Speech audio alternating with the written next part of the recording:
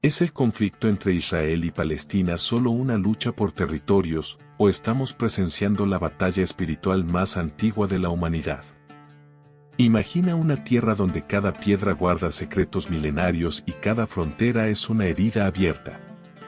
Para millones, lo que ocurre en Tierra Santa no es solo política, es el eco de antiguas profecías y una lucha entre promesas divinas y aspiraciones humanas.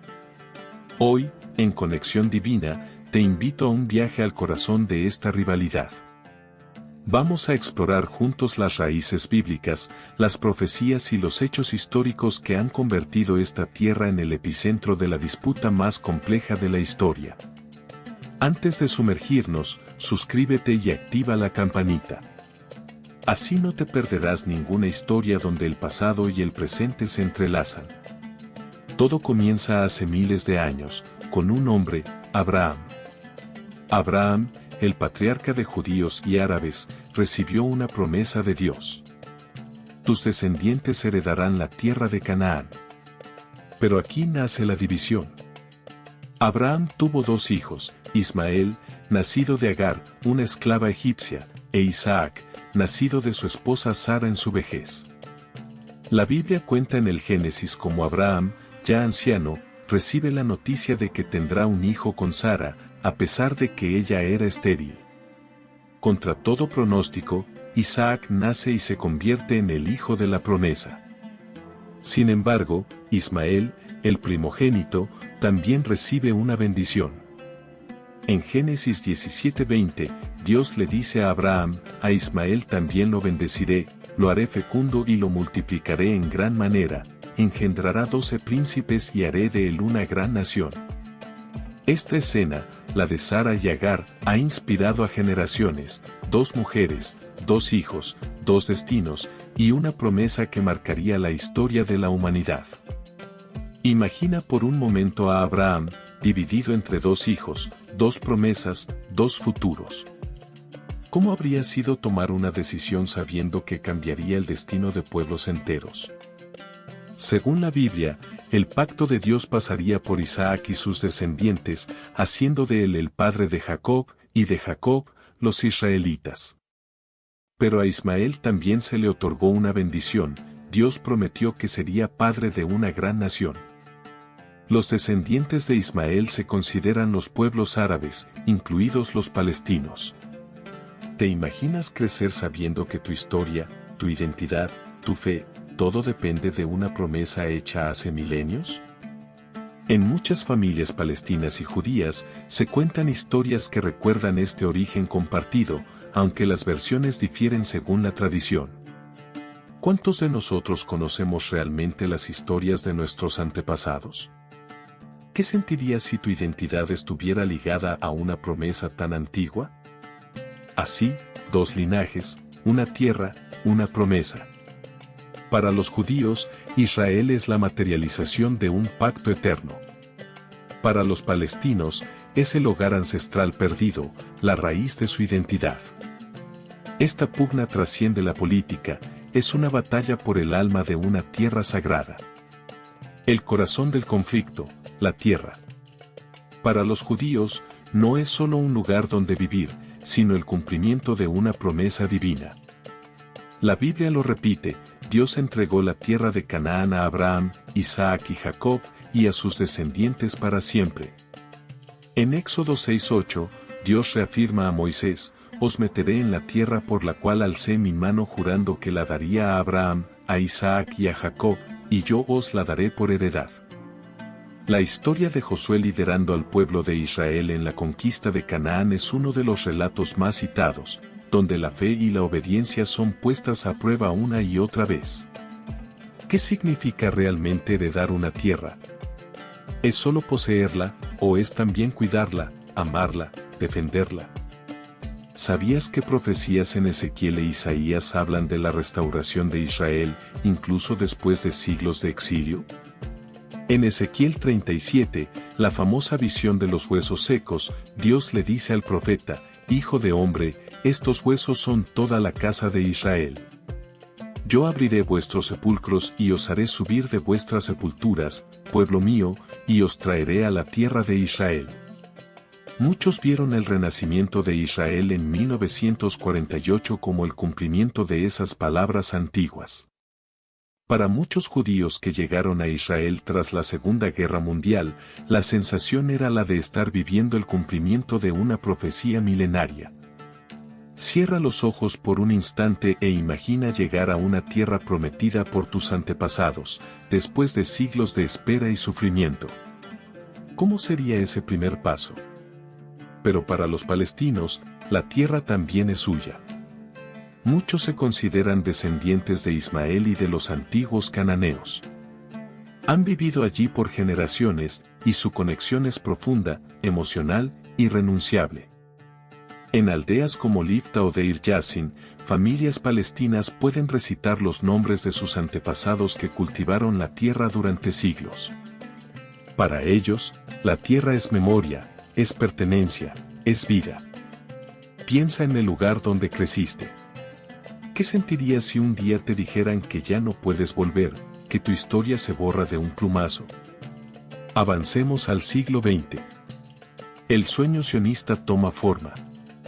Theodor Herzl, en 1897, imagina un hogar nacional judío en Palestina, tras siglos de persecución y dolor.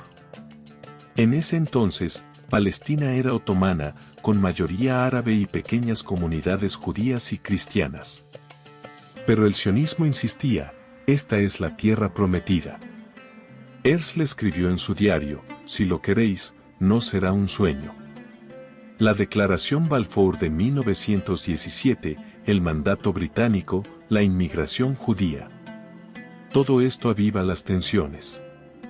¿Sabías que la población judía pasó de menos del 10% a casi un tercio en solo unas décadas? La llegada de miles de judíos europeos, especialmente después de los pogromos y el Holocausto, cambió la demografía y la economía de la región, generando esperanza para unos y temor para otros. ¿Puede una promesa antigua justificar cambios tan profundos en la vida de miles de personas? ¿Dónde termina la fe y empieza la responsabilidad humana? La rivalidad se vuelve violencia. El levantamiento árabe de 1936 a 39, la represión británica, la llegada de la Segunda Guerra Mundial y el horror del Holocausto. Para los judíos, Palestina es refugio. Pero los británicos limitan la inmigración y la tensión explota. En los años previos a la independencia, grupos armados judíos como el Haganá y el Irgun, y grupos árabes, protagonizaron ataques y represalias. Las calles de Jerusalén, Jaffa y Hebrón fueron testigos de enfrentamientos que dejaron huella en la memoria colectiva. Imagina caminar por una calle donde cada esquina guarda el recuerdo de un conflicto, donde la historia se respira en el aire. Un año que lo cambia todo. David Ben Gurión proclama el Estado de Israel. Al día siguiente, 5 ejércitos árabes invaden. Para los judíos, es la guerra de independencia. Para los palestinos, la Nakba, la catástrofe. Más de 700.000 palestinos huyen o son expulsados. Cientos de aldeas desaparecen para siempre. Testimonios de la época cuentan cómo familias enteras huyeron a pie, dejando atrás casas, campos y recuerdos. En la aldea de Ein Od, por ejemplo, los habitantes palestinos fueron desplazados y el lugar fue convertido en un pueblo de artistas israelíes. ¿Cómo se reconstruye una vida cuando todo lo que conocías desaparece de la noche a la mañana? ¿Quién tiene razón? ¿Quién perdió más? Las heridas de 1948 siguen abiertas.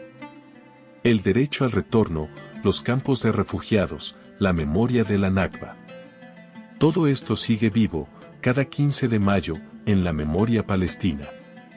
La guerra termina, pero la paz no llega. Israel controla el 78% de la Palestina histórica. Gaza y Cisjordania quedan bajo control egipcio y jordano, respectivamente. Los refugiados palestinos se dispersan por la región y el derecho al retorno se convierte en un grito de justicia. La Nakba es el trauma fundacional de la identidad palestina. Millones viven en campos de refugiados, esperando volver a una tierra que quizás nunca han visto, pero sienten como suya. Cada año, el 15 de mayo, conmemoran la Nakba, llorando la pérdida y exigiendo reconocimiento. ¿Qué significa esperar toda una vida, o varias generaciones, por el regreso a un hogar que solo existe en la memoria familiar? 6 días que cambiaron el mapa. Israel ataca primero y triplica su territorio: Sinaí, Gaza, Cisjordania, Jerusalén Este, los Altos del Golán. La toma de Jerusalén Este es un terremoto político y espiritual. Para los judíos, es el regreso a la ciudad de David, al Muro de los Lamentos. Para los musulmanes, es la ciudad de Al-Aqsa, el tercer lugar más sagrado del Islam. En junio de 1967, soldados israelíes llegaron al muro occidental y, según cuentan los testigos, muchos lloraron al tocar las piedras antiguas, sintiendo que estaban participando en la historia bíblica. La ocupación de Cisjordania y Gaza complica aún más la paz. Los asentamientos israelíes crecen, la comunidad internacional protesta, y los palestinos viven bajo ocupación. ¿Cómo se puede construir confianza cuando el pasado reciente está marcado por el dolor y la pérdida? Para muchos cristianos, el conflicto no es solo político, sino parte de una guerra espiritual profetizada en la Biblia. El pacto de Dios con Abraham y sus descendientes no es temporal, la tierra de Canaán fue dada como herencia eterna.